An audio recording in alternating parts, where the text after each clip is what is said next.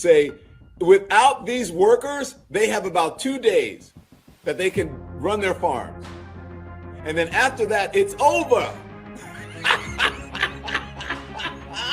Oh my gosh, I love this. Now you're finding out, you dumb idiots. Now you're just figuring this. It's the same thing that when I see, not all black Republicans, but I see a black MAGA person who is carrying Donald Trump's water and they know that he's lying. It is the shortest line to the front. Because if you're black and you're whatever, you're just in line with a bunch of other Democrats that are doing the same thing that you're doing. But if you become a black MAGA person, it's like, whoa, let's book this person, let's put him on television. So you don't think you can be a sincere black MAGA person? No, I just said, I don't think that, I just said, I think there can be sincere Republicans. But you can't be a sincere black Republican? I don't think that you can be a rational MAGA, be black and be a rational MAGA person. I think you can be black and be a Republican. I think they would find that very insulting. Well, I mean, the truth is often insulting. Keep thinking that the biggest terror threat is something else. Some people who are marching, towards the border like it's imminent. And when the last time they did this, a couple hundred people came, and they, most of them did get into the country. Most of them got tuckered out before they even made it to the border. So we have to stop demonizing people and realize the biggest terror threat in this country is white men, most of them radicalized right up to the right. And we have to start doing something about them. There is no travel ban on them. There is no ban on, they have the Muslim ban. There is no white guy ban. So what do we do about that? What do we do about that? There is no white guy ban. Why? Why haven't we figured that out yet? What do we do about the white men? What are we going to do? Like, truly, shall we have a white man ban? They're the real terrorists. They're terrorists from within. They are the worst thing, the worst threat to our country, says Don Lemon. Okay? Lemon. Excuse me. Sorry, Lemon. Welcome back, you guys, to the Morgan Report. You know who it is. Well, if you don't, and it's your first time, welcome. My name is Jenna Morgan. We have a very exciting show for you guys. And I'm just going to preface a couple of things and say, number one, I am freely going to be speaking. Good evening. I'm going to be speaking my mind, okay? As you guys know, I always do. And I feel extremely blessed that I have two guests with me tonight. I'm very honored to have them here because I will be honest. They are two people of color. They're two black men, and we're going to really get into it, okay? Because why I love these two guys specifically is I'm allowed to ask them whatever I want. And let's just be real. I'm not racist, okay? And I think whenever people have conversations like this, or even they start to talk about things, there's like this assumption that you're racist. So if any of you guys feel that way, that's totally fine. I really, truly, only God can judge me, and that's all right. And I don't think I'm going to say anything ridiculous. I'm just already prefacing that we're going to have a safe space for them to share, for me to share, for questions to be asked both ways. We do have a black guy who is more on the left, and we do have someone that is more on the right. And then myself, I'm very conservative, if you've been to the show before. So without further ado, I'm going to bring on one of the founders of the new party, and he's just going to give a little bit about himself. And then we're going to kind of dive right in, and then I think the other gentleman will join us a bit later into the show. So without further ado, and I forgot my my clapping sound again, you guys. I was gonna put that on for us, but here is the one and the only Gray Mars. How's it doing? How you doing, Jenna? Thanks for having me again. You are so welcome. Welcome back. Thank you. How's it going? Great. So if y'all don't know me, I'm Gray Mars. I'm the founder of the new party. We go live Monday through Friday at 8 p.m. Eastern. Monday, Wednesday is the Man Cave, where we deal with men's issues. Tuesday, Thursday is where we dive into politics. Yes, I love it. And we had last time you were on, we got a lot of requests for you to come back on. So this is by popular demand, okay, that you were requested to come back to the Morgan Report. And thank you for blessing us with your presence. I don't know what, I already have many things to say about the first couple clips, okay? And we're going to be going into, I have a bunch of things with Don Lemon. I have some of my favorite right now, Jasmine Crockett. She's really warm these days, as well as I have some clips from Barack. That's a classic one. But where I wanted to start with, because you identify more on the left, is that correct? Yes. Okay, so identified more on the left, and my biggest one, I wrote 20 things from that, literally. He says, Don Lemon is saying that the biggest threat is the white man. What do you think about that? And please be like as candid, as open as possible. I mean, like, that's a lot of context that's in there. Like, are we talking about white police? Are we talking about like the work, like growing in the work market and who gets the corporate positions? Because I would disagree if you're talking about just a regular white guy that's just living his life. I would completely disagree with that statement. So I feel like it's over exaggerated the effects, and I'm a Democrat, the Yep. effects that race plays and the white race plays and what black people get in America.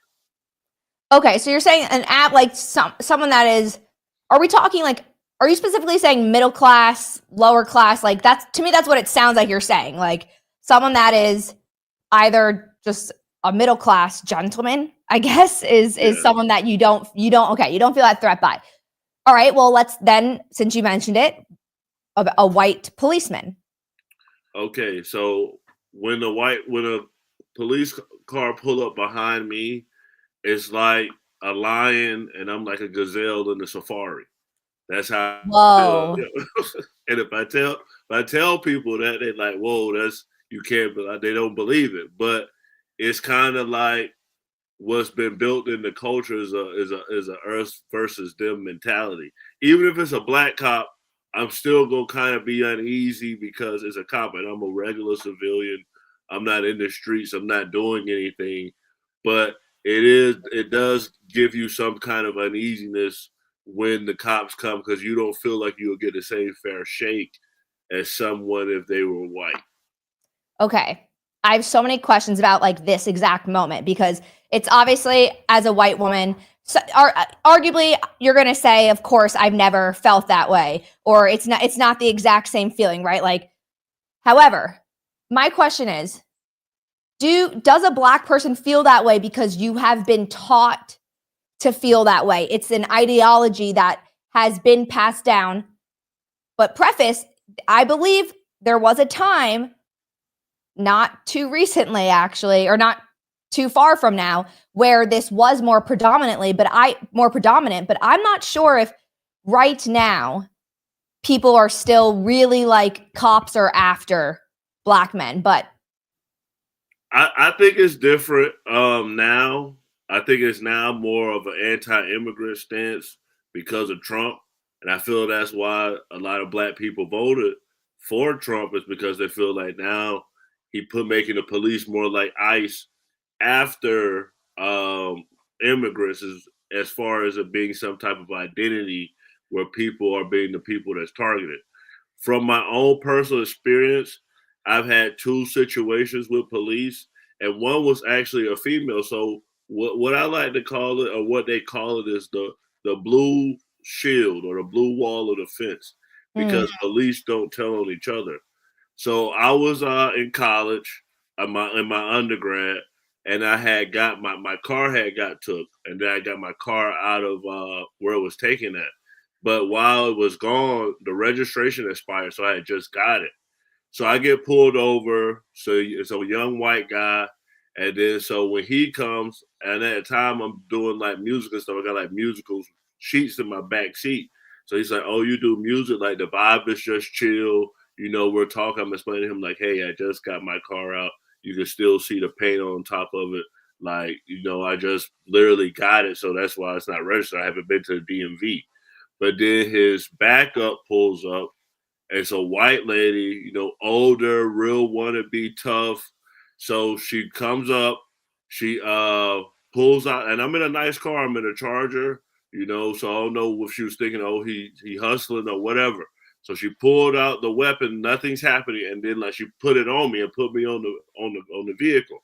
And Whoa. then the guy that's originally there, he's getting like scared and like trying to hurry up and rush. But that's why I'm saying all cops are bad. But I don't feel like he said, "Hey, you're taking it too far." Like we were just talking. Like he's a college student. So it's those type of experiences that make you take one experience and judge a whole group of people, which is cops. Yeah. I'm of course not going to deny that there are racist people, like flat out, that exist. The issue that we have is when we speak this language as if the entire system is set up to make you fail, instead of that woman, of course, being in the wrong and for whatever reason that she's behaving this way, I'm not sure, right? So she in herself and her own ideology is a cancer. There's something off with the way that she thinks and the way that she conducts herself. Clearly, she did something wrong. But the question is, and the thing is, what I think keeps any minority down, which could also be different things, especially today. We could talk about it being Jewish people. We could talk about it being just women. We could talk about it being disabled people. Whatever I will say, like all minorities, is the fact that we're saying the argument is, are we systemically this way? There's no cure, because just the white person existing is the problem. And that's where it becomes extremely detrimental, where we're saying just the fact that you're white is an issue. And then I'm like, is that not literal, actual racism? I agree with you. I actually 100% agree with you. And I feel like generically judging one group and saying that they all do these things. Like I was watching a video the other day and they were saying, like the N-word is not, there's nothing like the same that a white person you can say to a white person, like cracker, hunky, whatever the derogatory terms are, that mean the same thing as the N-word. But somebody said that, well, now if you call a white person and say white privilege, they get very defensive, they get very offended.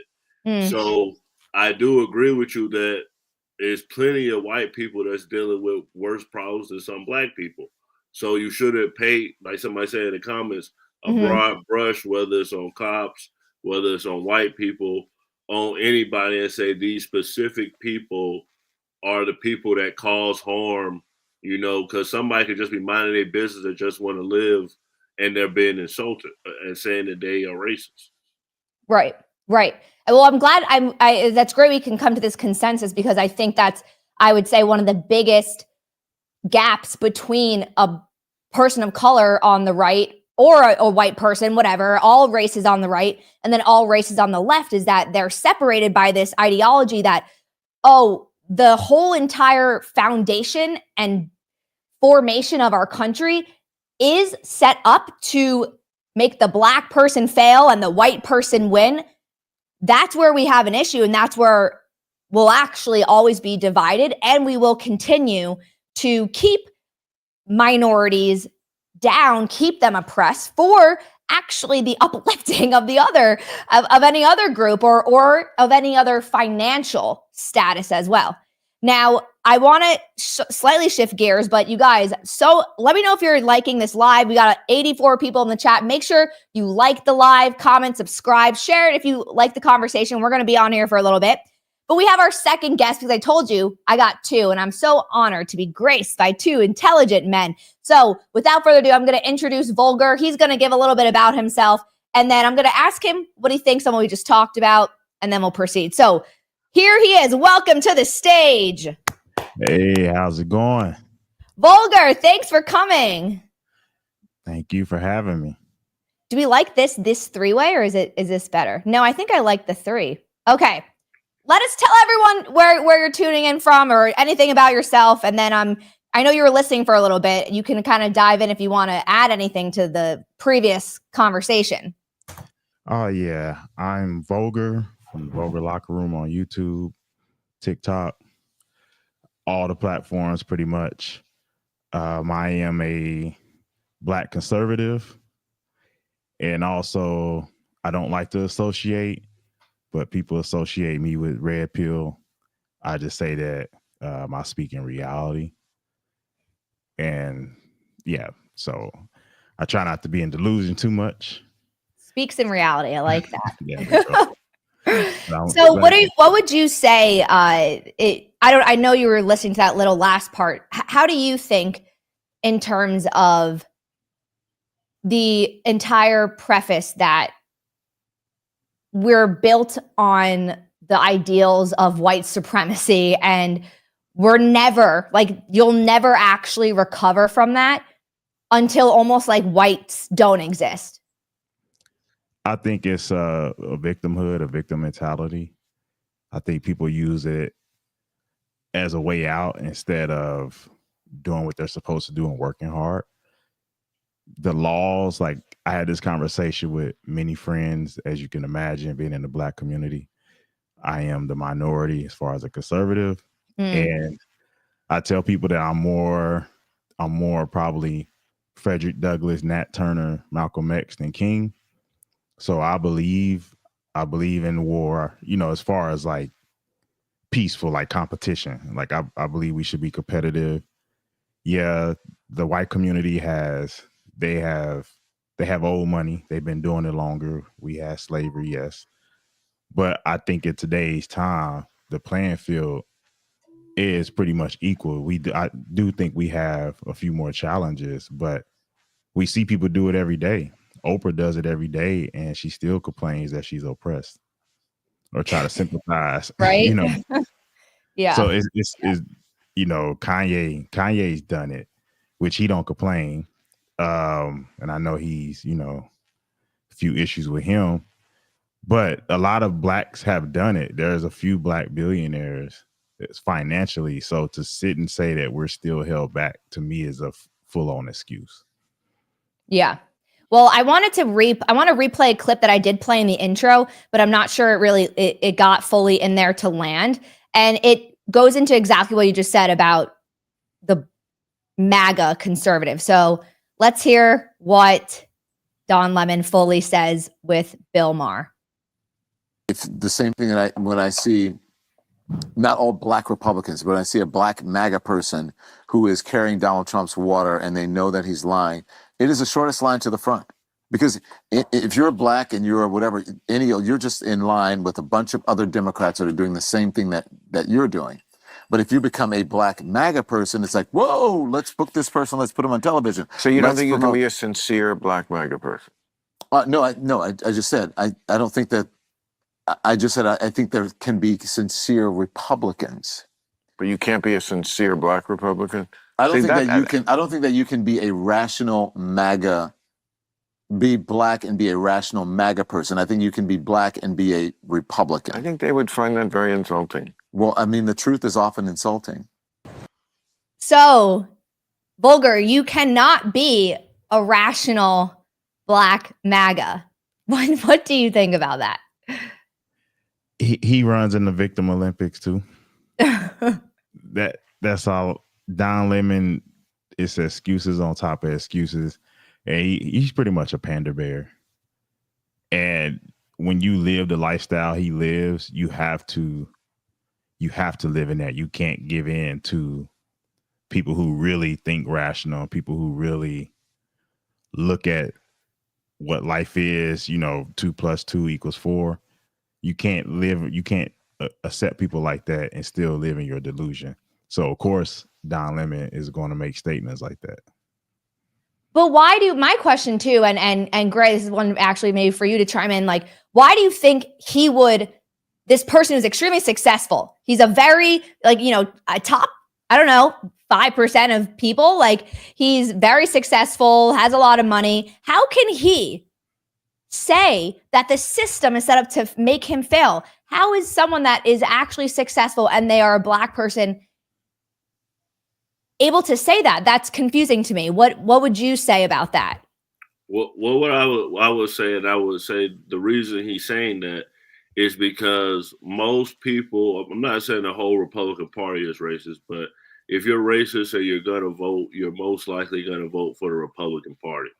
The far right, has some extreme views towards a lot of minority groups. So I can understand why he can say that a black Republican isn't rational, but I'll defend the black Republicans because I do work with multiple of them. Vulgar, me and him on a man cave together.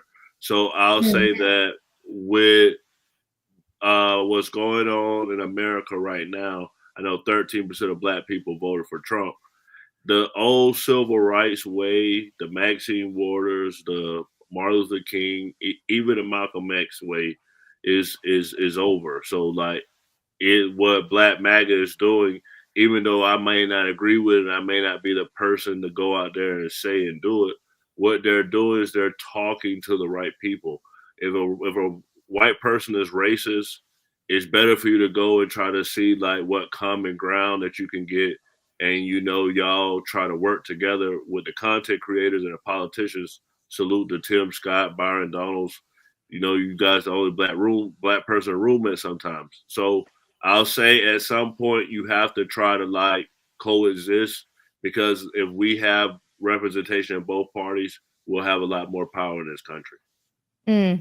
I totally understand that notion and there's this saying that I heard one time that it was like, not all MAGA are racist, but anyone that's racist is MAGA or on the right, which is similarly to what you just said. You're saying not the whole Republican Party is racist, but if you are racist, you probably vote on the right. Now,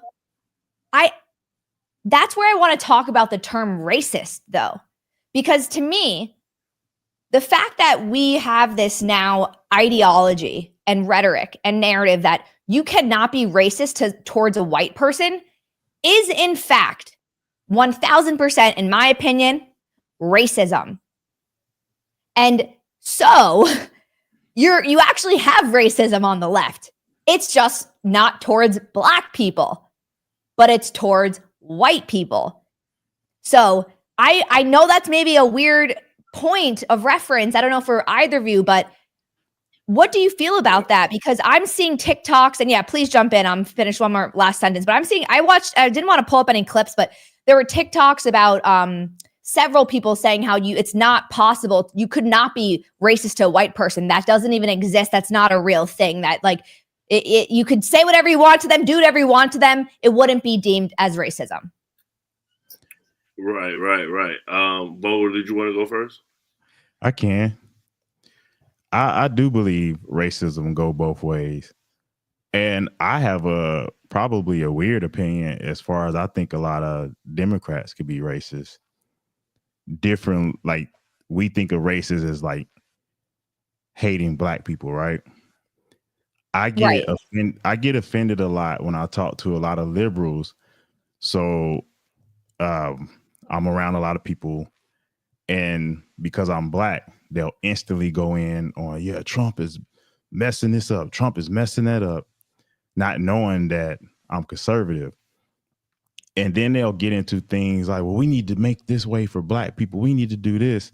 And in my mind, I'm like, to me, that's racist. You're saying that I'm inferior. You're saying it peacefully as if you're my friend or you trying to help.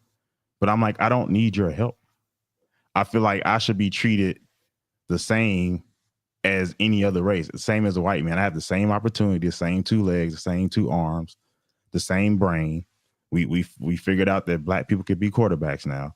So to tell me that I need these programs, I need these things, I need y'all to lessen whatever requirements to get into me, that's racist. Why do that? I want to compete just like the white man do. So I really don't like when white people do that to me.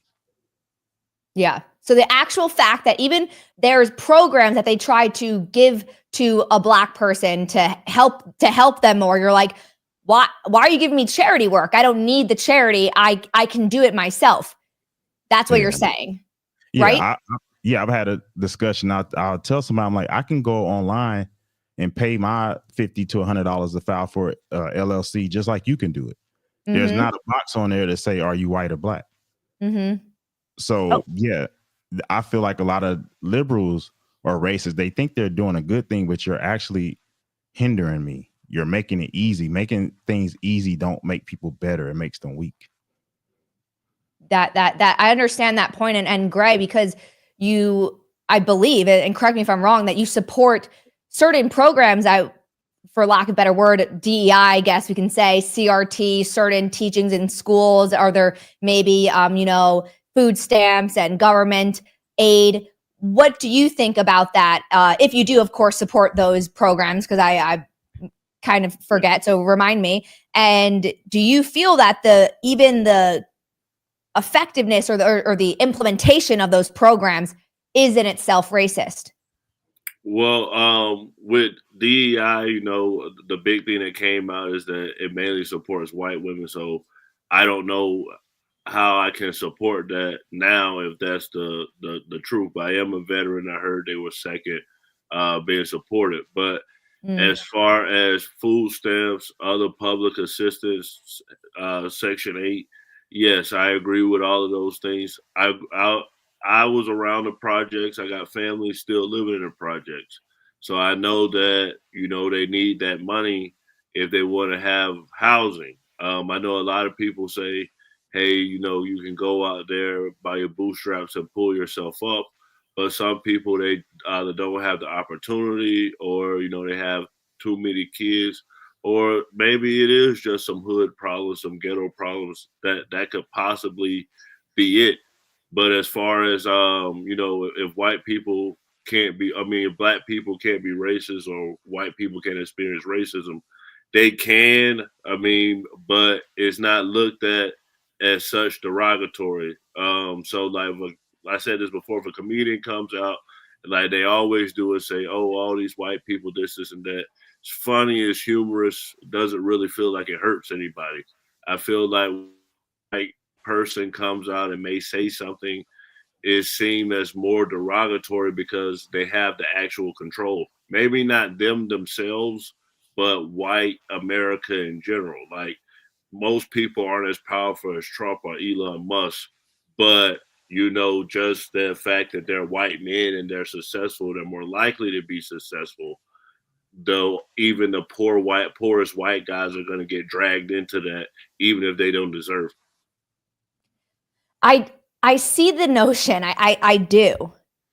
Yet when I look up the statistics on SNAP benefits specifically, we'll reference that and we can look up a bunch of others. But actually, 37% of white people, or of all SNAP benefits, 37% goes to white people, 26% to African Americans, 16% to Hispanics, 3% to Asians, and then 2% to Native Americans. So actually more white people are on SNAP benefits. And I don't think anyone knows that.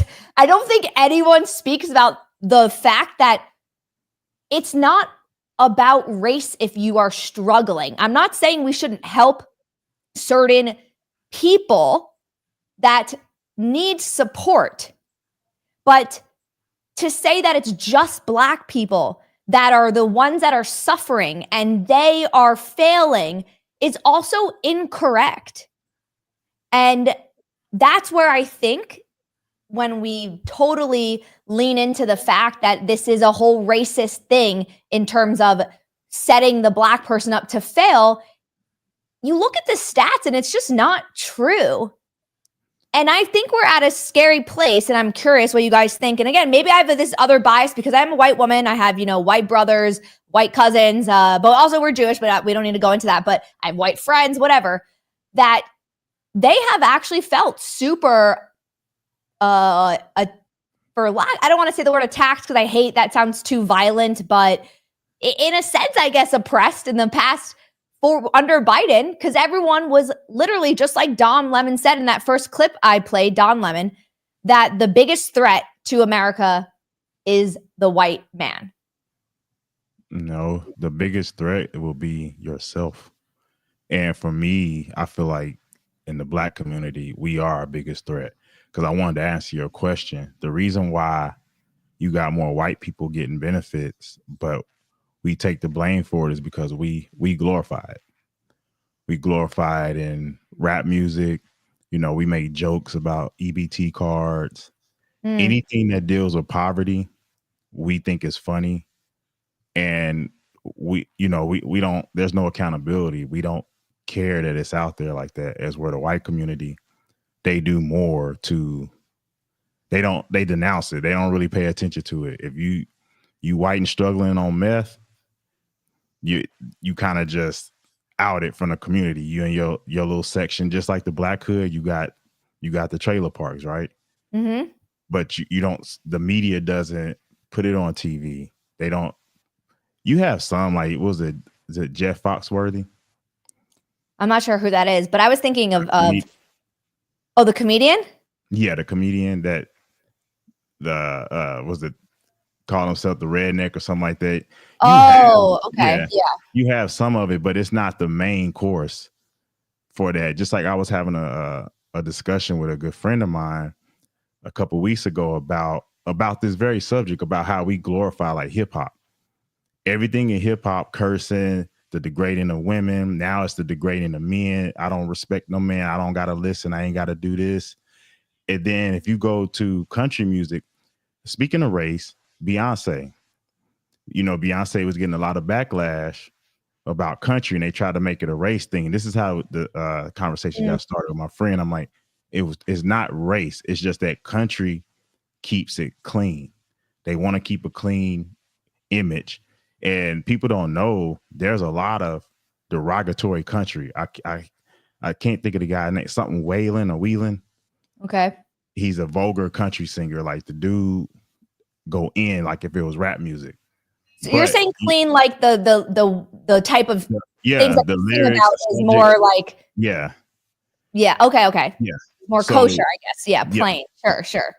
Like he goes in very vulgar with his music, but it's not mainstream. Even if you go to YouTube Music or one of these platforms, you have to put in dirty country music or vulgar country music. With the Black community, you could just go put rap, and it's going to show all the music with cursing and everything. That's the difference. We glorify a lot of this stuff, and it hurts us. Image is a real thing. And we think we're supposed to show a bad image, and then the white community or whatever community of people with money is supposed to feel sorry for us. It don't work like that. Yeah. Gray. Yeah. Go ahead, Jim. No, please jump in. So my analogy would be this, and what I feel like white men are going through. I feel like, Marvel is extremely big, and one of the shows that is big is X-Men. And with the X-Men, they were discriminated against because they had certain abilities and things like that. So the populace is going to automatically root for the underdog, even though the mutants had all these extreme powers and they can do stuff. They have been the people that have been discriminated against, pushed down, attacked. So we kind of are trapped in that mindset of, victimhood in some ways. As far as, white men feeling like this is affecting them, and as far as their livelihood, it's just people using history against them, as well as it being looked at as they're the people that are receiving the most benefits of what's going on in the country. So that's probably just based on generational wealth. But, there's a big population in rural America and poor America, like what was said, in trailer parks, where white Americans are suffering and they were getting ignored. And I feel like that's why Trump won. Yep. And I think that thing you just said, I think is so incredibly important, because the narrative of the Black man suffering puts more money in the Democrats' pockets than the white man suffering. And that's why they continue to push that narrative. Even though, again, everyone right now that's on the live, you can simply go look up, Google search SNAP benefits, okay? And it'll show you the statistics. And you're right. Republicans actually don't really, or someone in the comments said that, Republicans aren't saying that they're not making, actually, that's not true. I've heard Charlie Kirk make that statement often, how actually a lot of white people struggle more financially or of equal par than an African-American. I want to shift gears just slightly, because I think that this whole conversation really goes back to the beginning. And I'm going to touch on this very briefly, but of who started slavery, like, aren't we aware? And I have a little picture that Democrats were the ones that started the KKK. Democrats were lynching Black people, segregation, created Jim Crow laws, internment camps. The Confederacy were called racist, killed Lincoln, killed JFK, killed MLK. But by the way, we're supposedly getting the JFK files released tomorrow. So anyways, but did you guys know this? And people in the chat, let me know right now too, because I'm just feel like a lot of this is truly a lack of information and not knowing just pure facts. So 2 things we're going to go into right now. If you're in the chat, let me know, did you know what the picture I just put up on the screen, that actually Democrats were the one that were changing or started this type of segregation? And then the second half of that conversation and question I have is, is it the parties? Have they literally just flip-flopped? Because that's an argument I hear, that actually the parties have fully flip-flopped, that now Republicans were Democrats and then Democrats were Republicans. But I'm not going to say my opinion just yet, but I'm curious, Volker, do you think that we've actually flip-flopped? And do you also think people just don't know history? I think, they don't know history, and the parties have not. The Democrats are still the party of slavery. It's just packaged differently. Okay. And I have a great clip that I'm going to play after just to hone that in. But Gray, I know there's I guess it's a pretty yes or no question, but if you have more to divulge in that, do you think people in maybe your circles that you know on the left, do you think they're aware of the truth about who started slavery and racism and these certain parties and movements in our country? Absolutely. Every Black conservative on TikTok or any social media loves to remind you that the KKK was started by the Democrats. And yes, the parties did switch. It was under Franklin D. Roosevelt during World War II, the New Deal. And that's when W.E.B. Du Bois, he was the first Black man to go to Harvard, said that we can no longer be with the Republican Party. We need to get with the Democratic Party because there are jobs being offered through that. And as well, the Democrats put in the first Black man in the presidency. So I think it's hard to say that they're racist. Yeah. Okay. Well, let's hear Jasmine Crockett. She's going to be giving us a little bit of, I guess, some knowledge to me. I think on slavery. It's her hiding what slavery is today. Go and work on them. Okay, well, guess who is working the farms? So that you can afford your food. So that you can have food. So that you can have food. Now, how many of you are looking to send your kids into hospitality after this college education so that they can go and make the beds at the hotels? How many of you are planning to send your kids to college? Because that's what we do here. We send everybody to college. How many of you are planning to send your kids to college so that they can then go and build these houses? So the reality is that so long as we live in a capitalist society, there's always going to be someone or a group of people that will do work that some of the rest of y'all don't want to do. These are the people that are really making us great in this country. So she's saying immigrants, because they're going to do the jobs that are, she's deeming less than. But I don't know, a lot of trade jobs actually make a lot of money. Electricians make 6 figures. Plumbers make 6 figures. Great healthcare benefits, okay? So because people that work on the farm, I mean, farmers, it's a very hard job, but I know a lot of actually U.S. citizens that own their own farms, and it's not just immigrants. But she's saying, which I think is so racist, that we need these immigrants to stay here because do you want your kid doing that type of job? Do you want them to go to college and then go work in hospitality? What do you think about her saying that, Gray? The first thing I want to comment on is a guy, Ryan Kelly, put in the chat that, college is overrated. I saw a video on this. And basically what the video I saw, the guy said that, who do you think is going to be working these farms, doing all of these jobs? Is going to be you. Why do you think they're telling you that they don't want you to go to college anymore? Is because that's going to be the new gig economy, and that the billionaires and the powerful people in the country know that the ship is sinking, and that the people at the bottom of the ship aren't going to know anything, and they're figuring out how they can bail from the ship, and basically like they're going to leave people on board. And Jen, I like that you brought up that more white people take on food stamps than anybody. It's also more red states than anybody. I live in Florida, and of course, a lot of old people are here, but we use the most social programs out of any other state in the U.S., and we're super red. Wow. Wow. Okay, hold on. I need a slight clarification on what you said, because I think it's very interesting. So you feel that the right wing, and everyone in the chat, comment, let us know your feeling. This is a free for all. If you disagree with me or anyone on here, it's fine, or you agree.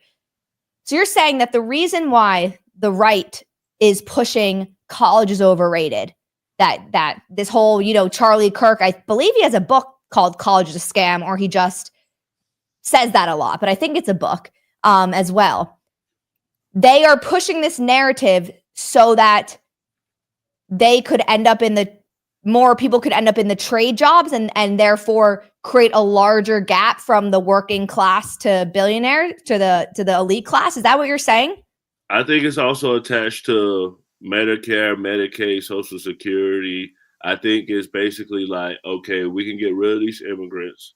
We don't have to give them citizenship where they are making these programs get even bigger. And, we can put Americans doing these cheap labor jobs and basically try to put something for them to do and to save money either from the government spending on it, and also to basically have a workforce that they can control and not have to expand. So if they get rid of all of these people, of course, those jobs, somebody has to fill those jobs. I know the right is always like, oh, well, that's modern day slavery. That's modern day slavery. So they either got to have to figure out how to put some robots out there, or somebody's going to have to fill the jobs. So I'm saying that it's going to be with a twist, and it's going to be rural America signing up for some type of Uber type of app or DoorDash, and it being like, oh, go pick some crops, go get on a tractor. Wow, this is actually, I think, a phenomenal conversation, and I have so much to say. And Volker, I'm curious, because I don't think I actually have ever heard, and that's not denying what you're saying, that the right says, oh, it would actually be modern day slavery if people were to work more of these, I guess, lower wage jobs.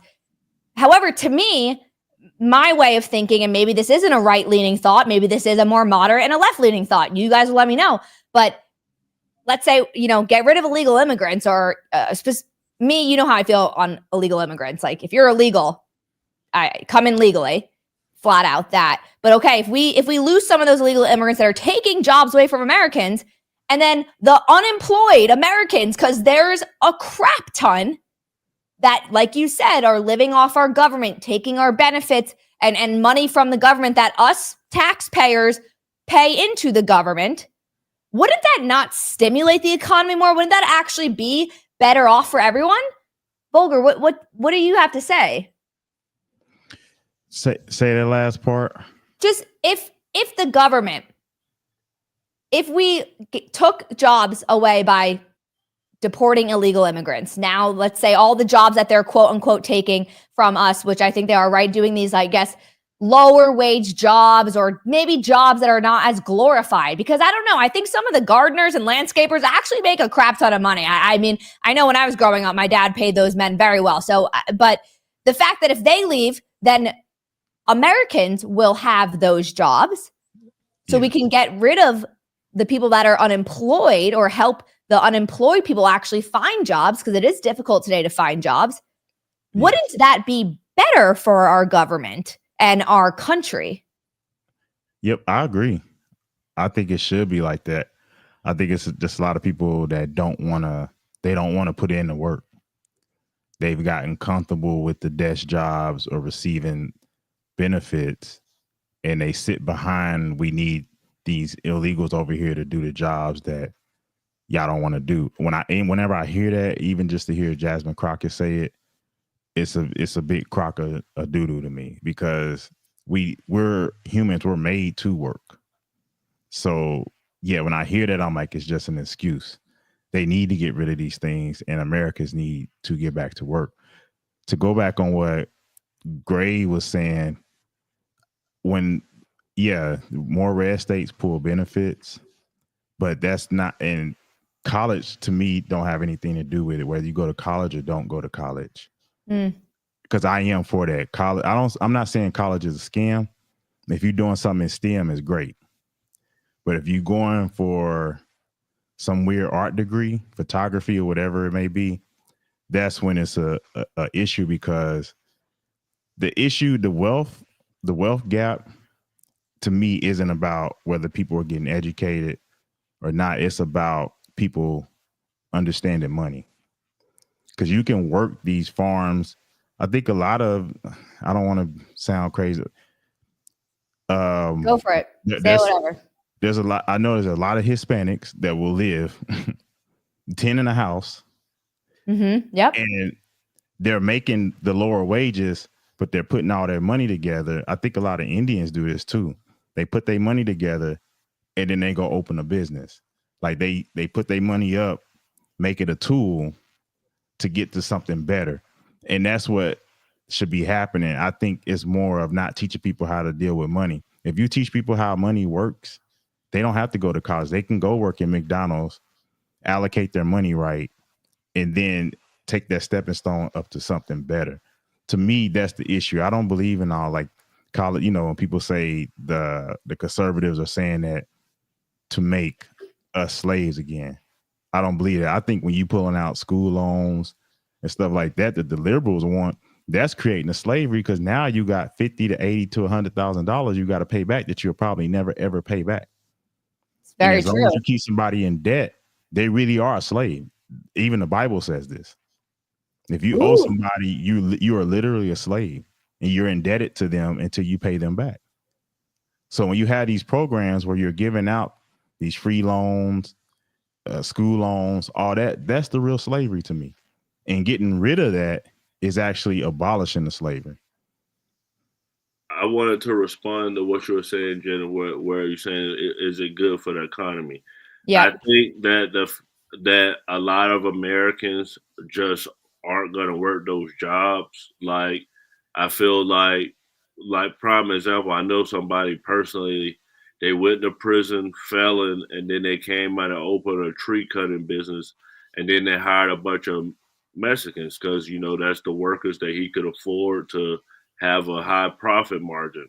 So with the work protections that we have in the society and the jobs that we have available to us, and like we as Americans put luxury and money on such a pedestal, I just can't imagine your average Gen Z millennial out there picking crops and not complaining. I mean, we're literally talking about guys that are masculine enough.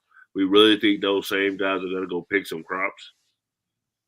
I mean, like, what I'm saying? If they doing all type of beta stuff, they definitely not about to go out there and get the calluses on their fingers. I mean, hey, you do or die.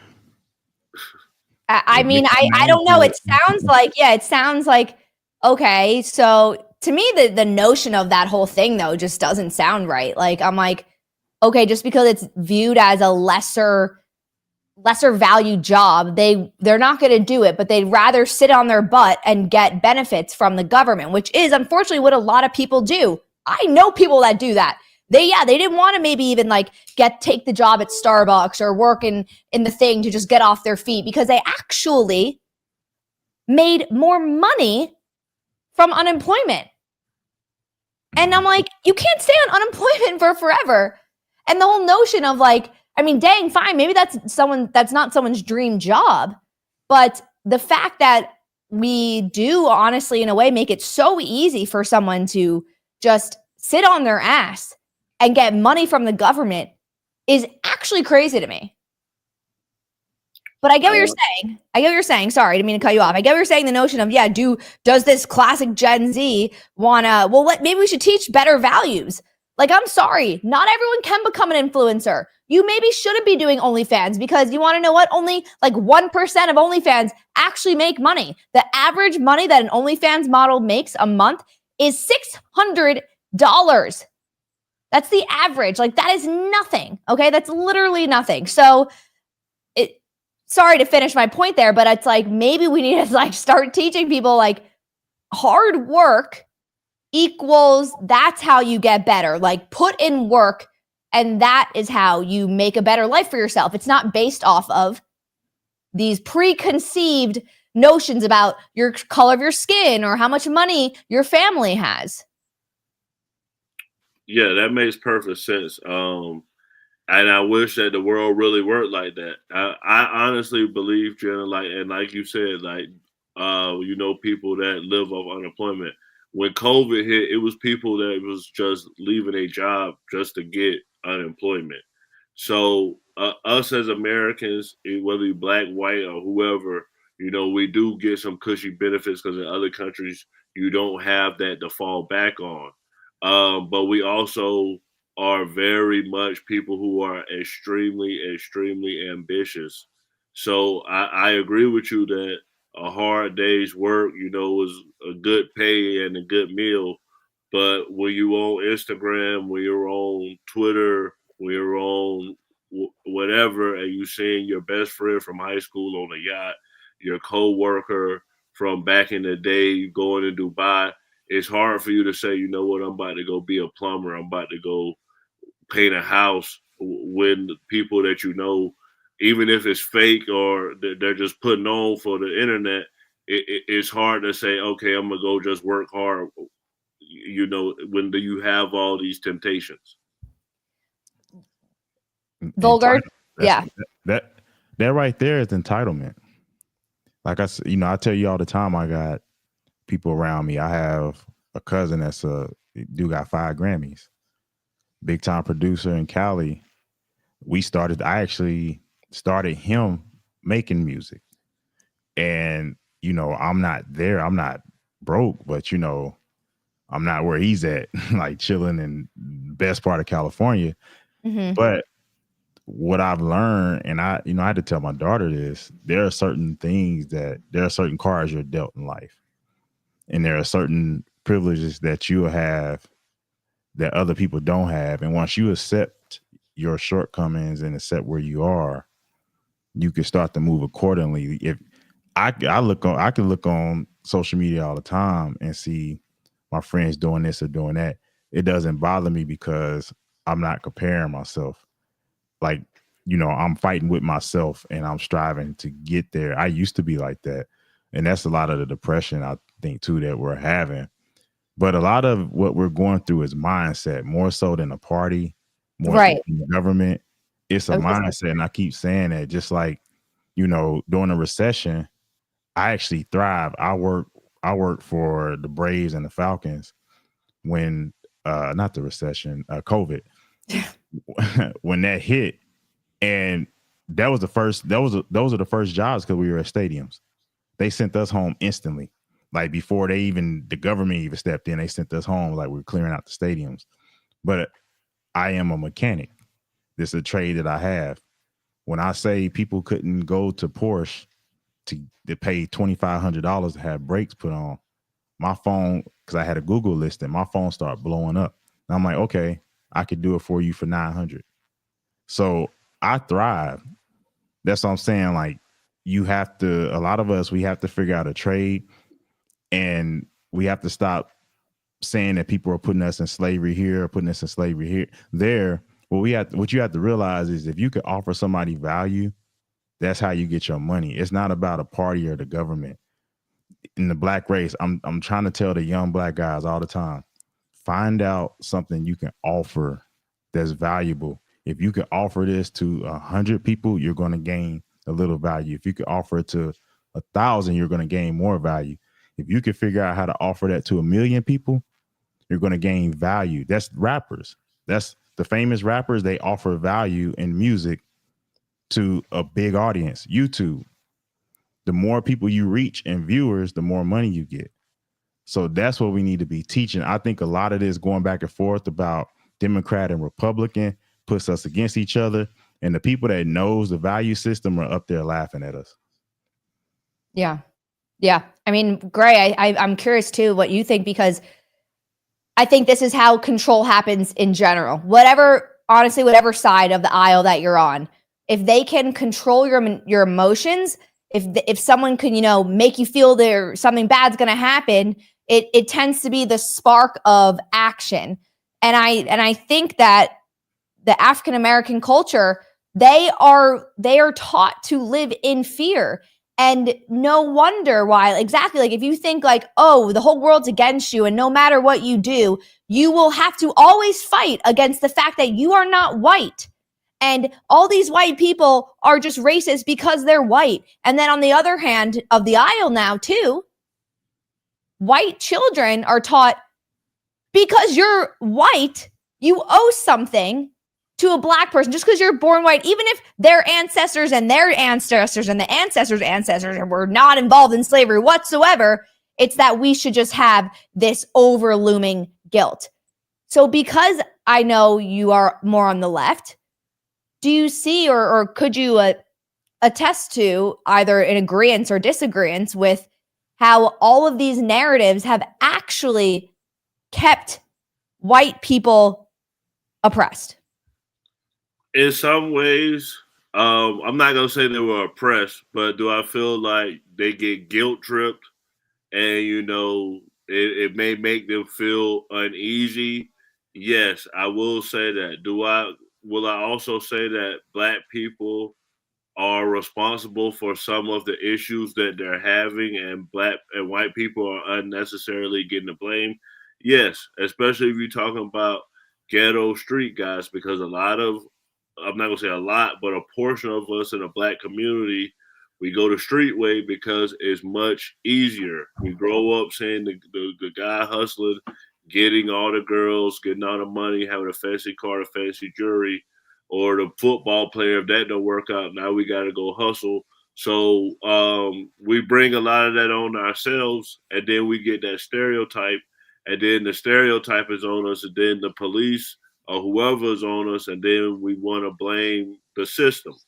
And I understand that, but it's also ingrained in society because, a lot of us come up thinking that way, that we got to get our money illegitimately because we're not going to be able to go get that corporate job. We're not going to be able to get that CEO job. One of the biggest things, I'm glad I get to say this on your channel, Jenna, that I hate the most about black entrepreneurs or black business owners.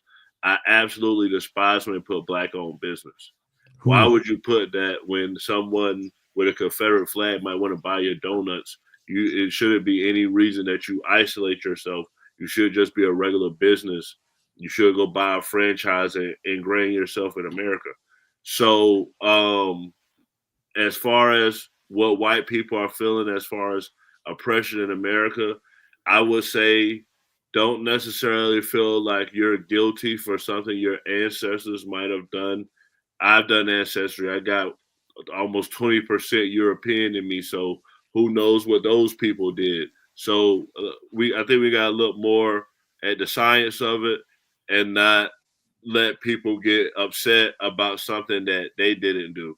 If you're not racist and you're not doing anything, don't let the mainstream media or whoever make you feel that way because they profit off of people clicking that. If a white cop kills a black dude, it's going to be everywhere, all in the news, because people are sadistic and people like the division. When that white girl recently killed that black guy, it was everywhere. But if a white person killed a white person, nobody not talking about it. Somebody get killed in the hood, nobody cares about it. Nobody's marching. Nobody's doing nothing. Yep. I'm so glad you said that. And maybe it is such a more like far left ideal. The fact that, based off of our past, we should behave this way. But that is what the senators and the congressmen and the governors that are on the left, that's what they say, or the left leaning media. It's like this thing that happened, because it happened and the country was built on it, that we can never get away with it. And forever, we will have to be indebted to these ideas that slavery existed. And then we also, of course, forget, and I know it was a small percentage, but about I think the number is 3,700 something, 56 or 47 or something. Black people owned slaves. They owned about 12,500 slaves. And I mean, obviously extremely disproportionate to how many white people owned slaves. But the fact of the matter is like there were still black people that owned slaves, right? And even, I don't know if you guys saw that there was a black judge that was just arrested for having a slave, a white woman as a slave. And she literally in the arrest said and stated how she's a diplomat and she has immunity. It's like, what? Okay, so regardless, she's using her own power, whatever, not even based off the color of her skin, but just based off of power. And I do agree that we have a systemic power issue, maybe a systemic money issue, but I don't think we have a systemic race issue. And that's like the thing I would love for our country to get away from. But I also love that you said that, and I'm glad I wasn't really sure that you felt that way, because I think that's very important. And at least there's not everyone on the left is like, you know, all the way over there. But I think we can talk more about the fact that it's more of a financial and power disparity than a skin color. I absolutely agree. Because somebody is benefiting from these situations. And I'll even though I'm a Democrat, I'll use BLM as an example, right? Because they get called a scam and everything like that. Well, yes, they are. They are. My biggest issue with BLM, right, is what are you guys actually doing? If it's about police brutality, why aren't you guys like trying to get cops that are black or that are empathetic to black people or just aren't racist to try to be police officers, or give police officers more technology where, you know, mishaps don't happen, or whatever the case may be. So there are people, black and white, that take full advantage of what's going on. I do feel like the Democrats play identity politics and it's backfired on them, especially in this election. And I will give Trump this. And I know a lot of Democrats attack Trump, and they should look at it more like this. Trump, in a way, is a genius, and Trump is a marketing genius. Trump went and got the worst of the worst type of black people, Kodak Black, like rappers with change, hood rappers, and brought them around him, gave them a podium. Antonio Brown, people that black people be embarrassed to be associated with. He brought them around him, and then that's what you saw, this big push of black men becoming MAGA. So Trump took the worst of the worst and brought them into the Republican Party. He didn't go get professors and teachers and Colin Powell. He went and got rappers and people with crazy backgrounds. So Trump was smart to do that.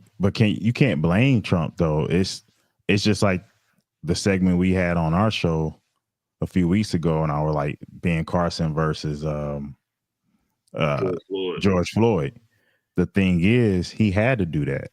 And that's, to me, I know a lot of people want to pin that on Trump, but that says more about the black community than it does Trump. The fact that he had to go get them instead of Neil deGrasse Tyson. Most people, black people, I'll be like, you know, Neil deGrasse Tyson? No. You know, Ben Carson? No. I mean, I think I kind of heard of him. Is he, you know, did he start Godfathers? I'm like, no, that was Herman Cain. It's stuff like that, and then I have to remind him what he did, his successes. So to me, to sit and try to blame Trump and say he's racist because he went and got the worst of blacks, no, that's a black issue. We glorify our worst. I'm not saying he's racist for that. I'm saying that he's a marketing. No, I'm not saying you. I'm just saying, yeah, a lot of people say that, and I just wanted to put that out there. I'm trying to have 100% accountability for the black community, even as people can call me coon, whatever, but it is about 100% accountability for the black community. We got to stop blaming the outside. We got to stop hiding behind stuff. The fact that Trump had to go get them says more about us than him. Yeah, it's very interesting, and I've been reading the comment. I haven't read the chat this entire time, so if you just got here, make sure you like the live, double make sure you're following the new party, Vulgar, myself. This is the Morgan Report. If it's your first time watching, make sure you say hello. And I think it's very interesting, and I preface this live tonight. If you guys, I don't know if you're seeing some of the comments, but people are calling me racist, and I said it right when we started this live. I said the first thing, I was like, I know I'm going to get called a racist. And I'm not. I'm not telling Black people how to feel. Why is it even that? Are we not just all people and we can't just have a conversation? Let me tell you something. I'm a Jewish woman. Okay. Do you know the type of quote unquote, I could say, I'm not going to say it, but I mean, I'm a Jewish woman in New York City, where majority of these protests are happening, and I have to put and hide my Star of David because why? Because anti-Semitism is rampant. But like, can we not just have a conversation about just people being people? And that's the whole thing. Because all you do on the left, and not necessarily Gray, because I don't think he's not as far left as we all might have thought, you just look at color, and that is racist. So actually, you're the racist. So I just had to get that across, because if you're judging me based off of race, and I wanted to say something about Trump, a couple of his policies, because a little bit of the conversation I wanted to have tonight was just starting off with how Don Lemon said that if you are a Black MAGA, if you support Trump at all and you're Black, you cannot be possibly rational. There's something wrong with that. Trump did a lot for the Black people, the Black community in his first term. He did the First Step Act, which was in 2018. And this was a bipartisan criminal justice reform law that focused on sentencing reform. So he was actually helping Black Americans who were disproportionately affected by sentencing laws. That, yes, some were either receiving more harsher sentences than the crime allotted for. And another thing was he did the economic opportunity zone. So he established under the 2017 tax cuts, and I want to go to taxes in a second also, but Jobs Act, these zones aim to stimulate investment in economically distressed areas, including many Black communities. Investors actually receive tax incentives for funding certain projects in those regions. So to say that this man is racist is in and of itself just a fallacy, and also just to stir up this fear and this alarmism, and also to continue to victimize people that don't need to be victimized anymore. If to say our country is systemically racist, that would mean that we would not have one person of color in power. And that is just not true. The fact that we even had a person of color president and a vice president, even though Kamala is not Black by any means, but that's another story, but she's a person of color. How can we say we're systemically racist? I get where you're coming from with that. I think they're just focused on what's happening in society, and so they feel like Black people are always going to be at the bottom. I will give Trump that Trump kind of changed the tables a little bit, where he kind of put immigrants a little bit lower than Black people. And that's why Black people are being like vulgar, slim, different people find him more appealing. The First Step Act, I felt like was a great step in the right direction. He put crack on the same level as, the white stuff. So basically it gave Black people, because they sell the other form, a better chance when they're going to the board or going for parole, and that did help a lot of Black people. And I do appreciate Trump for doing that. Do I feel like Trump is racist? Not necessarily. I think Trump is more worried about himself and who likes him, he wants around him. Trump is probably the least racist Republican out of all the Republicans. And I think Trump has done a good job with how he's used identity politics, especially with Congress, when you had the little Black kids stand up and then the people that stand up. So Trump is good with marketing, good with performances. I mean, I'll agree with you on that. Trump definitely is great PR, great marketing. I mean, the man has been in television and for a very long time. He's definitely a face. But I'm not to take away from, I do think those things are authentic. But Vulgar, what do you have to say based off of what Gray just said or anything I said prior? I was going to say, oh yeah, reason why a lot of people are going to call you racist is because you're putting a mirror up to them. Mm-hmm. a lot of people don't want to hear truth. They don't want to hear that they're not inferior, but they're not doing what they're supposed to do. And a lot of times that's painful if you can't humble yourself, you know, be embarrassed or take criticism. So once you start to do that, you're going to get that deflection. I get it all the time. The example of I'm always called misogynistic for calling out the women in my community. They don't take it as criticism. They take it as an attack. So that's just part of the game. You're going to receive that. Yeah. And then Gray with the low blow. Are you didn't think I heard that? Being MAGA, at the end of the day, and I wouldn't even say MAGA, I say conservative. You rarely hear me say MAGA because it's conservative first. Trump just happened to be the candidate and won. You know what I'm saying? If it would have been DeSantis, or I don't know about him going after Tate, but if it had been, you know, Ramaswamy or somebody like that, I still would have been on the conservative side because it's about accountability. That's my biggest thing, is accountability, and holding myself accountable, trying to get people to hold themselves accountable, and stop with the whole society wants to blame something on everything other than accountability. So that's my reason for being conservative. Yeah, it is the bootstrap. And now you even have the left trying to make that a bad thing.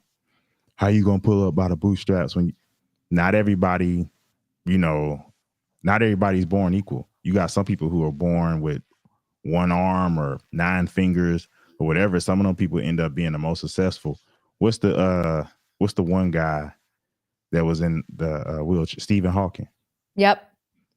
Dude was like a super genius and had no abilities. Like the dude had to, use his head and end up coming up with technologies, you know what I'm saying? So it's about what you do with what you have.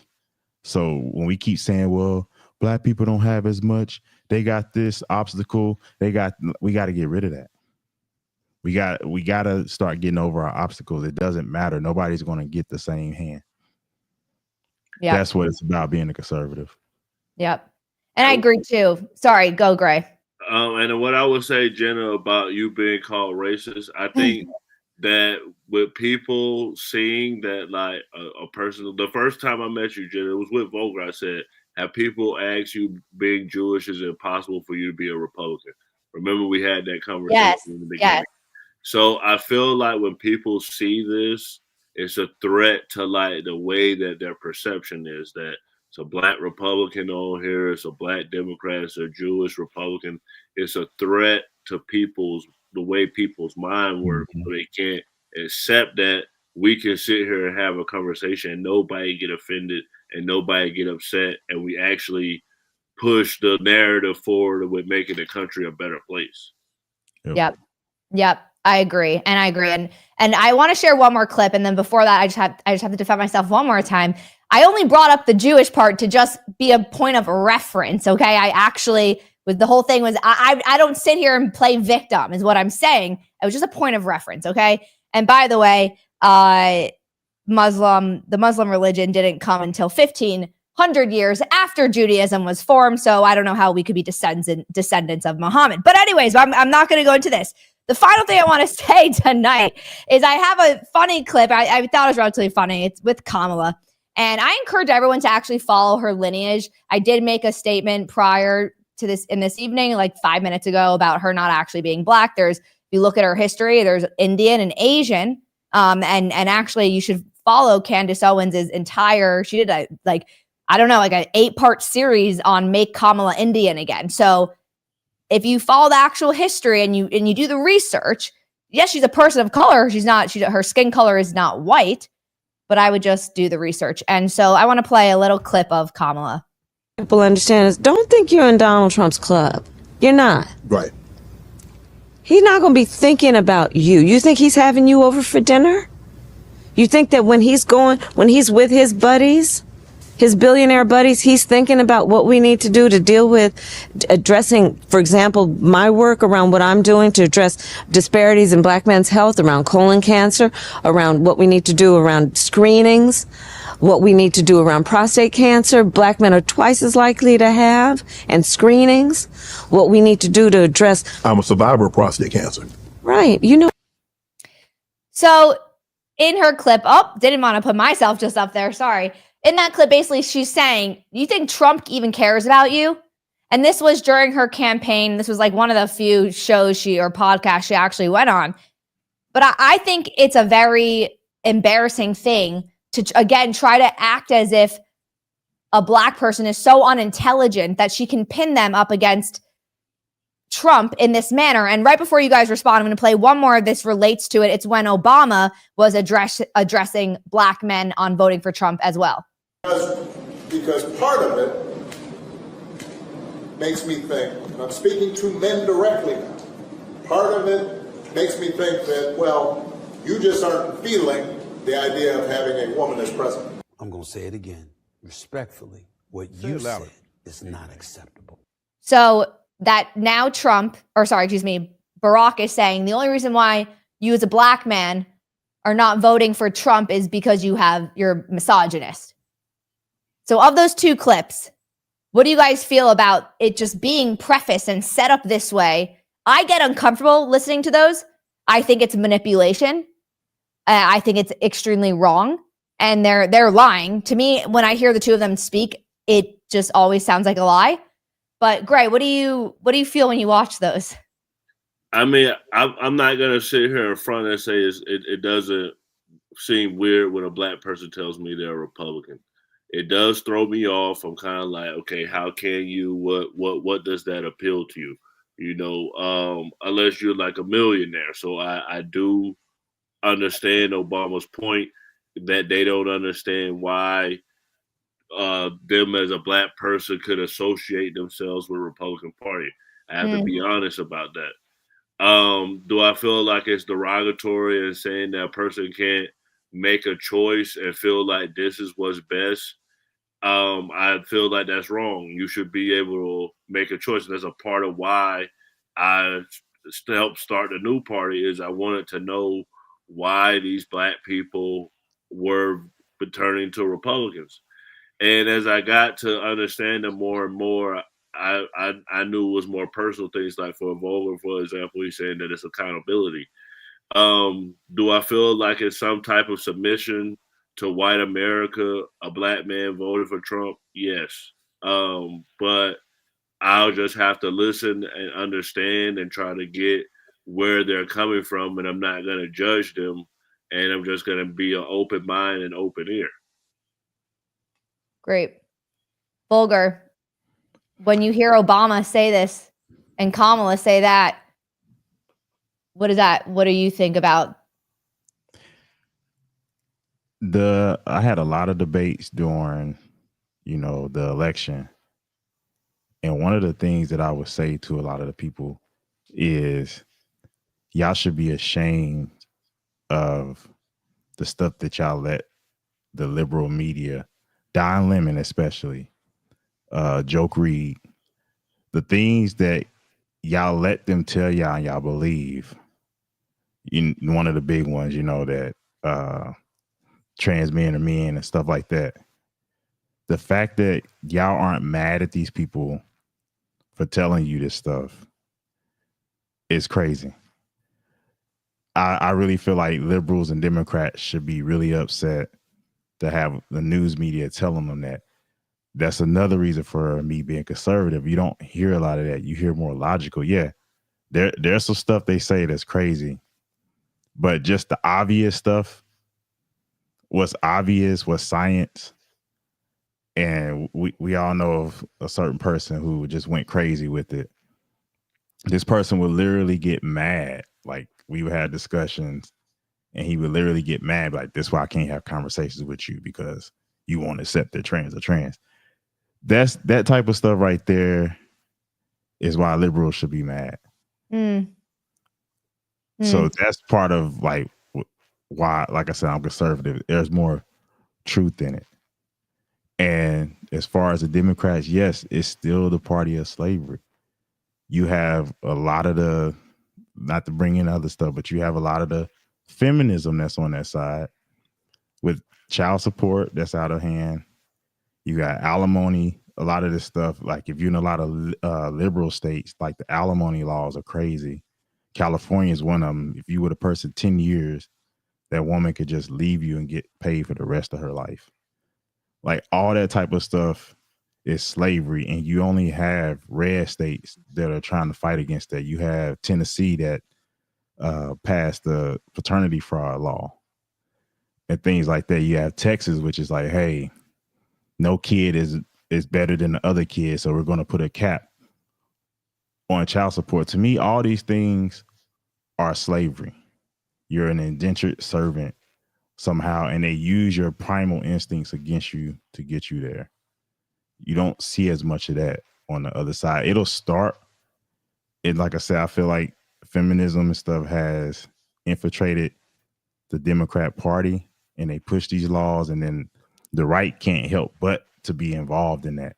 But you do see a fight back, like with Doge going into the child support system. I don't know exactly what they're going to do with that, but they're actually looking into it, which is great. Everybody has turned a blind eye for decades. So that's a good thing. Yeah, I mean, I think with Trump and Musk actually trying to make changes, they're at a place right now where I think we can all agree, no matter what side of the aisle you are on, or maybe someone on the left wouldn't agree with this, but people don't like Trump. So even if he, and it's true, and we saw it at his congressional address, and he even said it there. He said, I could cure cancer. And the people on the left wouldn't clap and wouldn't cheer me on and would say that I'm terrible still. And then you literally saw the display of that at that exact speech. He said a lot of awesome things and uplifted people that had unfortunately, like the gentleman that died at his assassination attempt. They had his wife and kids there, or the cancer patient, or the woman and who got murdered from the illegal immigrants, and she had her mom and sisters there. Like no one on the left besides like 2 or 3 people cheered for those things.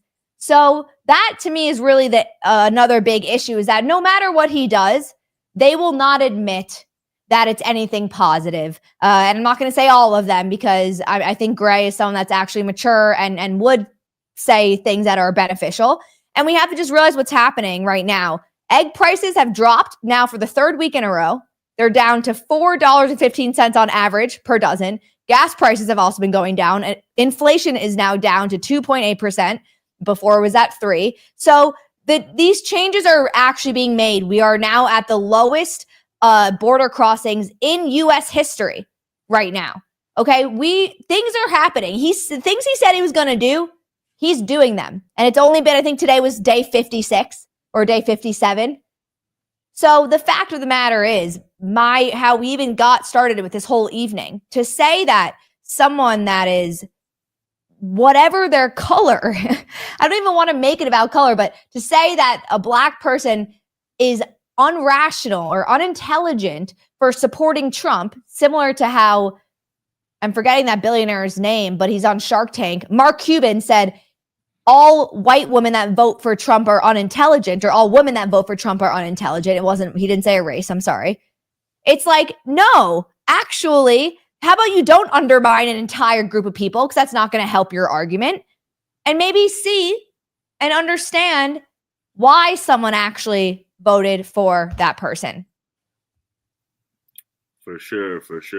And I would like to say to the Black Republicans out there, I know Don Lemon said you guys aren't rational, but the guys that I think the Ringley brothers that I might be wrong, but they tried to build an airplane, they called them crazy. And I may not agree with you guys, but I feel like the path that you guys are taking, especially the content creators and actual politicians, and I use Byron Donalds as an example. I don't know if the people in your chat know who he is, Jenna, but he's got endorsed by President Trump to be the governor of Florida. And at one point, Ron DeSantis was passing a whole bunch of legislation that was against CRT that was seen as anti-Black. And I feel like it's just the irony that he's going to be replaced by a Black man, a Black Republican, because when Trump endorses you, it basically gives you that seat is, something that is Shakespearean. So not to play identity politics, but to see a Black man be replacing a white guy that, did something that people thought was derogatory, and now he might be the representation of the Republican Party there, is why we need more Black politicians in the Republican Party. So I probably would never vote for you guys, but I can find some admiration in what you guys are trying to do. Respect. Vulgar. Yeah, you want to come on this side, man. Yeah, a few people in the chat were saying Gray wants to be conservative, or he's leaning, he's tipping. He's tipping over. I mean, I think it's very interesting. And I have one last question for both of you guys. And thank you. Sorry, I kept you for so long, and I apologize if you had a time limit. But this was a wonderful conversation. I appreciate it. What do you guys think? Like, if MLK was alive today, do you think he would be a Republican or a Democrat? And why? I'll let Vogel go first. In his current state, I would say Democrat, but I feel like towards the end, as far as my research, he could have went Republican. I feel like he was going through what I went through in the past 10 years, as far as like I was very liberal, and then I started seeing as a liberal 2 + 2 was 7, and I had to get it to equal 4 somehow, and coming to the conservative side did that for me. Because like I said, conservative is not, for me, it's not just about politics. It's about life. It's about when something go wrong, I look at myself and say, what did you do wrong? Instead of being like, that happened, or that, like, if I hit a guardrail and it's ice, I could say, you know what, I could have drove 5 miles slower, but I felt like I had it instead of being careful. Something like that. That's what happened for me. But I feel like King would have probably towards the end, if he was living now, Republican. Okay. All right. So we think one for a Republican. Gray, what do you think? Do you think he would be a Democrat or a Republican? I'm not sure what party affiliation Martin Luther King would be a part of, but I think he would feel like he did get some success with what he did. And the fact that a Black man can feel that he's a Republican shows that Martin Luther King succeeded in a lot of ways. I think he would probably be more disappointed in a certain amount of Black people that didn't take advantage of, his things he pushed and how society is today. And if you look around, like you said, it's not all about race. We now can marry outside of our race, and it's normal. Like Kamala Harris was with a white Jewish guy. Like it's normal. Like, so I think we need to look at more of the positives than the negatives when it comes to race. Yeah.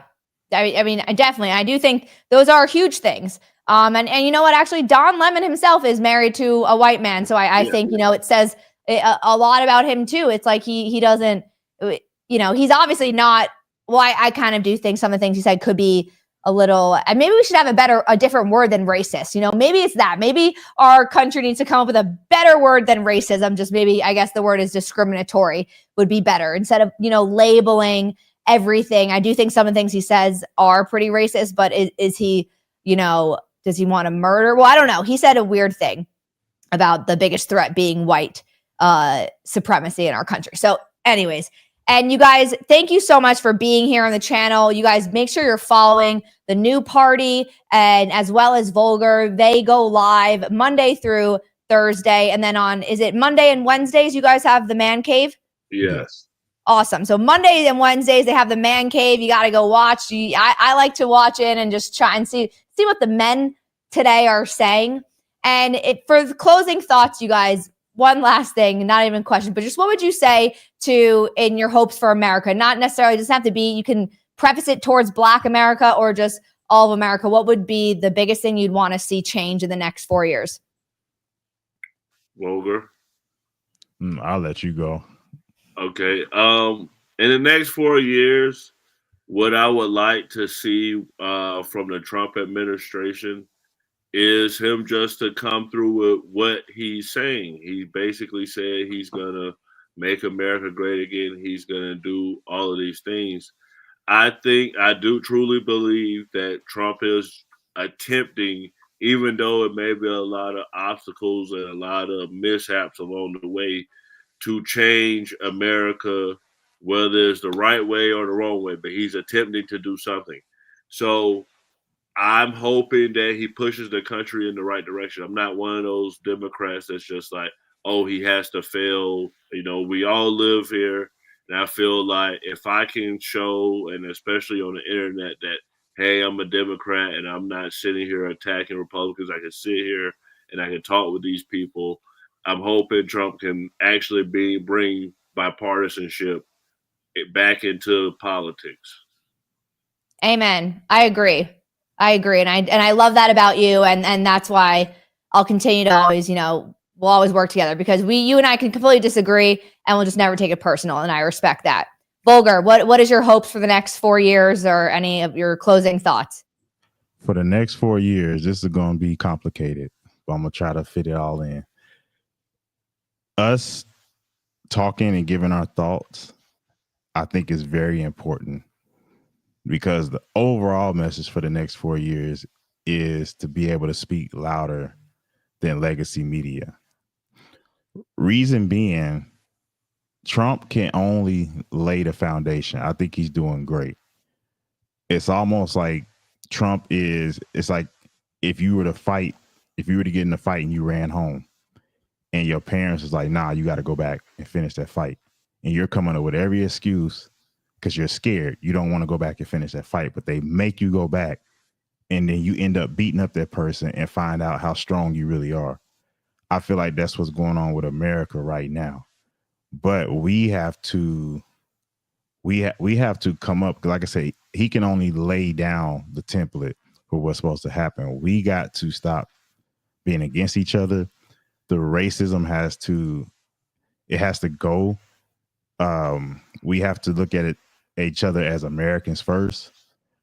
Because I get into a lot of pro-blacks and they always say, no, I'm black first. And then I'll go back and forth. And I'm like, no, if somebody asks me where I'm from, I will say Kansas City. I don't say the neighborhood where I grew up, right? I could say that I feel like the race is the neighborhood where you grow up, but America is the bigger city. So I feel like we need to say we're Americans first, and then we can be black, Jewish, whatever. But until we can understand that we need to be Americans first, Trump can do everything. He could bring the deficit down. He could do all that. But if we don't come together, it's going to go right back up to where it's at, because we're divided. So what I would want to see in the next 4 years is to get rid of the division. Wow. I love that. I completely agree. I think, even the sheer fact of the parties are for division. Behind closed doors, all these people in the government hang out together, let's just be honest, and they just put on a show for all of us smaller individuals so that they can control us. And really, if we just start looking at people, like you said, as just people who they are, not based off of the last whatever years, I think we would be so much better. It seems like all of history is about just like looking backwards and, well, this happened 1,000 years ago. And, we've all done it. And so how much better would it be if we could actually just like live right here, right now? So you guys, thank you to the both of you for coming to the show and giving me so much of your time. I so appreciate it. Make sure you guys are subscribed to the New Party and the Vulgar Locker Room. I put their thing in the chat and I put up on the screen, and I'm sure you guys can go. I'll also tag them in the description box of this live as well. Go watch them Monday through Thursday on their YouTube channel, as well as they stream it to their Facebook channel. And you guys, thank you so much. And we will see you in the next live. I'll be on here tomorrow night with the classic Morgan Report. Thank you for having us, Jenna. Have a good night, guys.